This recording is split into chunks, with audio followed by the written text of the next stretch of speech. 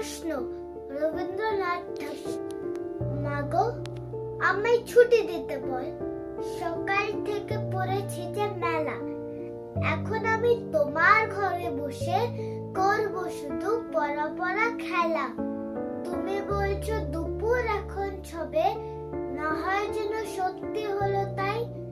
একদিনও কি দুপুর বেলা হলে বিকেল হলো মনে করতে নাই? আমি তো বেশ ভাবতে পারি মনে। সূর্য ডুবে গেছে মাঠের শেষে, বাগদি বুড়ি চুপড়ি মাথায় নিয়ে শাক তুলতে গেছে পুকুর ধারের শেষে। আধার হলো মাদার গাছের তলা, কালি হয়ে এলো দিঘির জল। হাটের থেকে সবাই এলো ফিরে, মাঠের থেকে এলো চাষির দল। মনে কর না উঠলো সাজের তারা, মনে কর না